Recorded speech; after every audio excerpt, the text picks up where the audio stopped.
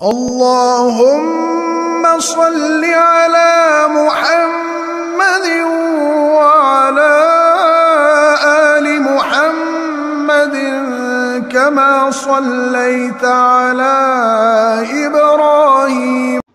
السلام علیکم ورحمۃ اللہ وبرکاتہ۔ کسی بہن کا سوال ہے کہ چہرے کے بال اکھاڑنا اور جو ابرو ہیں وہ بنانا، پلکوں کو بنانا سنوارنا کتنی حد تک جائز ہے؟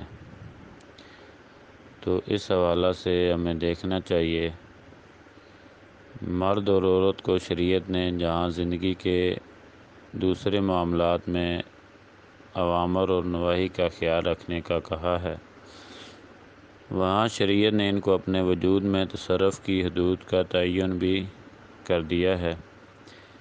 مرد ہو یا عورت، چونکہ اللہ تعالیٰ کی پیدا کردہ یہ الگ الگ صنف ہیں اور ہر ایک مخصوص ساخت رکھتا ہے۔ خالق کی کائنات کی مرضی یہی ہے کہ جس طرح اللہ تعالیٰ نے ان دونوں کو ان کی شکل پر پیدا کیا ہے، اس میں تبدیلی واقع نہ کی جائے۔ نبی رحمت صلی اللہ علیہ وسلم نے فرمایا، لیس منا من تشبہ بالرجال من النساء ولا من تشبہ بالنساء من الرجال۔ جو عورتیں مردوں کی مشابہت کریں اور جو مرد عورتوں کی مشابہت اختیار کریں وہ ہم میں سے نہیں ہیں۔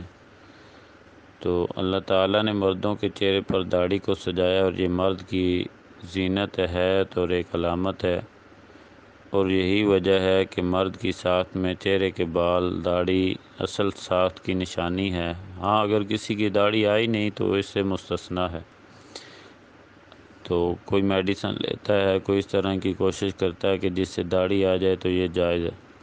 اسی طرح عورت کے چہرے کو اللہ تعالیٰ نے داڑھی سے صاف رکھا ہے اور اس کی اصل ساخت اور پہچان یہی ہے، لہذا اگر وہ چہرے کے زائد بالوں کو اکھاڑتی ہے تو یہ اصل کے مطابق ہے اور جائز ہے۔ چہرے کے زائد بال عورتوں کے مثال کے طور پر ہارمونز کی وجہ سے داڑھی اور مونچھوں کے بال وغیرہ اگاتے ہیں، تو یہ جائز ہے۔ یاد رکھا جائے کہ جو عورتیں ابرو اور پلکوں کے بالوں کو اکھاڑتی ہیں تو یہ قطعاً جائز نہیں ہے، یہ ناجائز ہے۔ نبی رحمت صلی اللہ علیہ وسلم نے فرمایا، سنن نسائی میں حدیث مبارکہ ہے کہ یلعن المتنمسات والمتفلجات والمعتصمات اللاتی یغیرن خلق اللہ عز وجل۔ لعنت کی گئی ہے چہرے کے بالوں کو اکھاڑنے والیوں پر، دانتوں کو رگڑنے والیوں پر اور گوندنے والیوں پر جو اللہ کی تخلیق کو بدل دیتی ہیں۔